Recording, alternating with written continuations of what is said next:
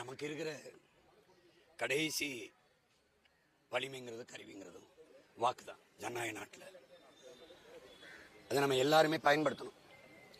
வாக்குப்பதிவு முடிஞ்ச பிறகு 75 விழுக்காடு 80 விழுக்காடு 100 விழுக்காட்டு வாக்காளர்களில் இவ்வளவுதான் பதிவாகுது அப்படின்னா வாக்கு செலுத்தாதவங்களுக்கு என்ன பிரச்சனைன்னு ஒரு கேள்வி வருது. தேர்தலில் போட்டியிடுகிற வேட்பாளர்கள் மேல நம்பிக்கை இல்லையா?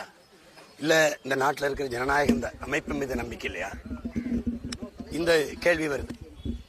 அதனால தேர்தல் ஆணையம் சொல்றது 100 விழுக்காடு நம்ம வாக்கை செலுத்தணும்.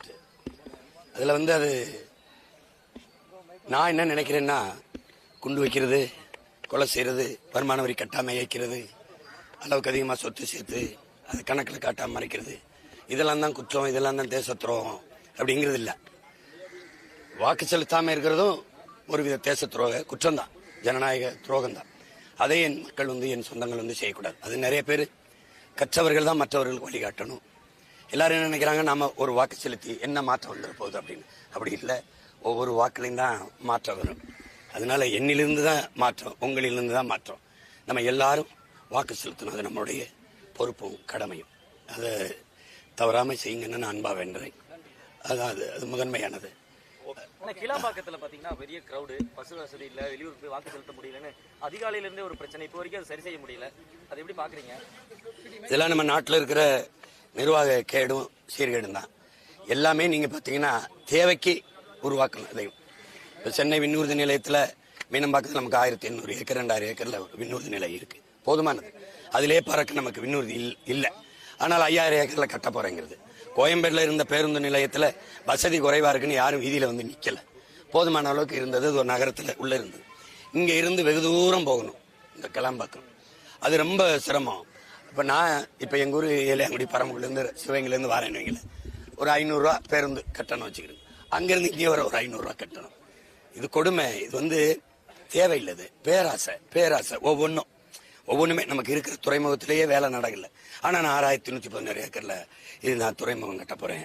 இதெல்லாம் தேவையில்லாதது. கிளம்பாக்கம் வசதிக்காக இல்லை, மக்களுக்கு ரொம்ப தொந்தரவாயிருச்சு. இது மாதிரி நம்ம சென்னையில மட்டும் நினைக்காதீங்க, ஒவ்வொரு ஊர்லயும் நாமக்கல்ல எந்த ஊருக்கு போனாலும் அந்த பேருந்து நிலையத்தை நகரத்துக்குள்ள இருந்து ஊருக்குள்ள இருந்து வெளியில எடுத்துட்டு போய் தொலை தூரத்தில் கட்டி மக்களுக்கு ரொம்ப தொல்லையை கொடுத்துட்டாங்க. எல்லா ஊர்லயும் இந்த பிரச்சனை இருக்கு. நாங்க எல்லா ஊர்லயும் மக்களோட நின்று போராடுங்கிறனால அதை சொல்றேன். இந்த தேர்தலில் வெளிநாடுகள்ல இருந்து நிறைய வாக்காளர்கள் இந்தியாவுக்கு வர்றதுக்கு, தமிழ்நாட்டுக்கு குறிப்பா வர்றதுக்கு நிறைய ஆர்வம் காட்டுறாங்க, சமூக ஊடகங்கள்ல பதிவிடுறாங்க. இதை எப்படி பாக்குறீங்க? இந்த தேர்தல் அதிகப்படியான வாக்கு சதவீதங்கள் உயரும்னு சொல்றாங்க. அதை நான் ரொம்ப வரவேற்கிறேன். இப்ப என்னை பொறுத்த வரைக்கும் சில மாறுதல்கள், நாங்க மொத்தமாவே தேர்தலில் நிறைய சீர்திருத்தம் கொடுத்துருக்கோம். வெளிநாடுகள்ல வாழ்ற நம்ம பிள்ளைகள், நம்ம சொந்தங்களுக்கு சிலர் ஆர்வமா வர்றாங்க, சிலர் வர முடியாம போயிருது. அவங்களுக்கு பயணம் உள்நுழைவு அனுமதி கிடைக்கிறது இல்லை. அந்த மாதிரி இதுல நமக்கு இப்படி அஞ்சல் வாக்கு செலுத்த வைக்கிறாங்களோ நம்ம காவலர்களுக்கு, இங்கே தேர்தல் அதிகாரிகளுக்கு, அது மாதிரி வாய்ப்பை ஏற்படுத்தி கொடுக்கணுங்கிறது நம்மளுடைய இது. ரெண்டாவது இப்ப என்னை மாதிரி இருக்கிறனால நான் இப்ப வேற தொகுதியில போட்டிட்டு எனக்கு இங்க போட்டுட்டு அவசரமா விண்ணூர்தி பிடிச்சி காரைக்குடி போகணும்.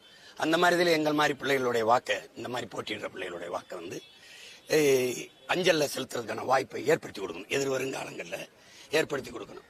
இப்ப சில பேர் தொகுதியிலே நிக்க வேண்டியது வருதுன்னா அவங்க வாக்கை செலுத்த முடியாம ஒரு கெடுவாய்ப்பாயிருதுல. அதை தவிர்க்கிறதுக்கு இனி வருங்காலங்களில் தேர்தல் ஆணையம் கவனத்தில் எடுத்து இதை செய்யணுங்கிறது என்னுடைய கோரிக்கை.